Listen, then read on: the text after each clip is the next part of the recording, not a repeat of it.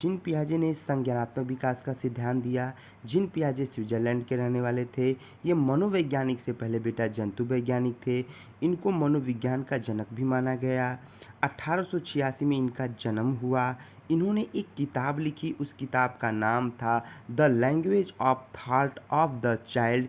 इन्होंने इस पुस्तक को 1923 में लिखा और इन्होंने अपना सिद्धांत एक कमरे में बंद करके बच्चों को दिया और वह बच्चे 4 थे और इन्होंने 4 अवस्था बताया।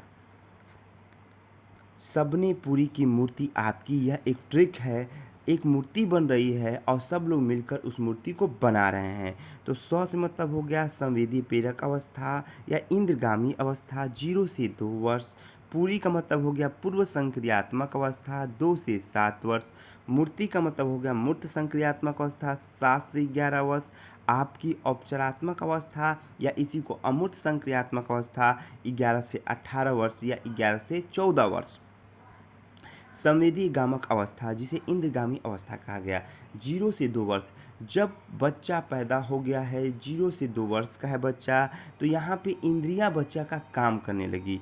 आँख, कान, नाक, त्वचा काम कर रही है।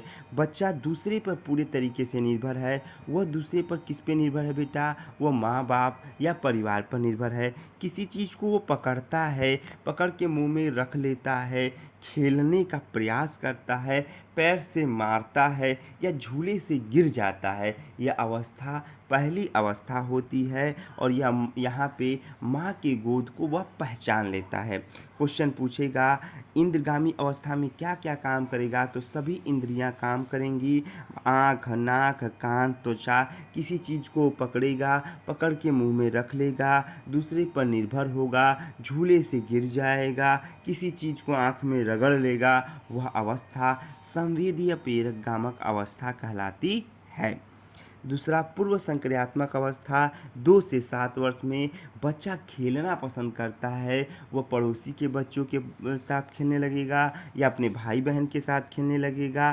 बालक शब्दों व प्रतीकों का प्रयोग करता है। वह प्रयोग करता है, पूरे तरीके से जानता नहीं है। जब बच्चा 2 से 7 वर्ष का रहेगा तो वह चीज़ों को जानने का प्रयास करेगा, जानना प्रारंभ कर देगा। वह किसी भी चीज़ों को देख के अब जानने लगेगा कि यह क्या है, लेकिन कभी गलत भी बोल देगा, कभी सही भी बोल देगा। इस अवस्था को खिलौने की आयु भी बोला गया है। इसमें खिलौने को वो क्या करेगा, खेलना प्रारंभ कर देगा। भाषा का भी विकास यहाँ प्रारंभ हो जाएगा। प्रारंभ होगा, ख़त्म नहीं होगा, ध्यान रखेंगे। भाषा को वो बोलने लगेगा, मम्मी पापा चाचा नाना नानी ये बोलने लगेगा। अनुकरण के द्वारा सीखेगा, दूसरे को देख के सीखने का भी प्रयास करेगा, लेकिन सजीव निर्जीव में उसको पूरा ज्ञान नहीं रहेगा, अच्छा बुरा में पूरा ज्ञान नहीं रहेगा, समाज का भी ज्ञान नहीं रहेगा। तो ध्यान रखेंगे पूर्व संक्रियात्मक अवस्था 2 से 7 वर्ष, इसी को अनुकरण काल कहा गया। पड़ोसी के बच्चों के साथ खेलने की काल कहा गया। और यहाँ पे शब्दों के प्रतीकों का काल कहा गया। भाषा का विकास का काल कहा गया।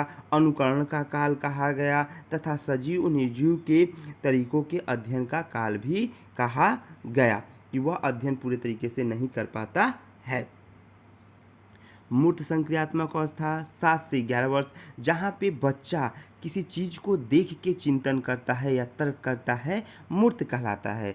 जहाँ पे वो सजीव निर्जीव का ज्ञान कर लेता है, मूर्त कहलाता है। जहाँ पे दिन समय महीने का ज्ञान कहलाता है, मूर्त संक्रियात्मक अवस्था कहलाता है। जहाँ पे अनुपात में अंतर करता है, आकार में अंतर करता है, भार में अंतर करता है, सही चीज़ों का पहचान करता है लेकिन देख के करता है, वह मूर्त संक्रियात्मक अवस्था कहलाता है।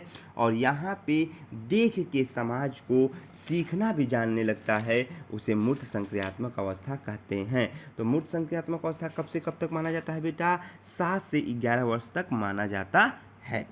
अमूर्त संक्रियात्मक अवस्था जिसे औपचारिक अवस्था कहते हैं, यह 11 से 14 वर्ष या 11 से 18 वर्ष होता है। इसमें चिंतन का हो जाना माना जाता है। यहाँ का चिंतन अमूर्त रूप से होता है। यहाँ पे बच्चा स्मरण करने लगता है, कल्पना करने लगता है, चिंतन करने लगता है, कार्य में अंतर करने लगता है, सही गलत का पहचान हो जाता है, तार्किक रूप से हो जाता है और समाज को जान जाता है। ये ध्यान रखेंगे, जहाँ पे चिंतन देख के करेगा मूर्त है, जहाँ पे सोच लेगा, इंजीनियर बनने का प्रयास करेगा, चिंतन करने लगेगा, स्मरण करने लगेगा, कल्पना करने लगेगा, कार्य में अंतर करने लगेगा, सही गलत का अंतर करने लगेगा, समाज को जानने लगेगा, वह अमूर्त संक्रियात्मक अवस्था है। तो बहुत इंपॉर्टेंट पार्ट था, इसको जरूर देखें। जय हिंद, जय भारत।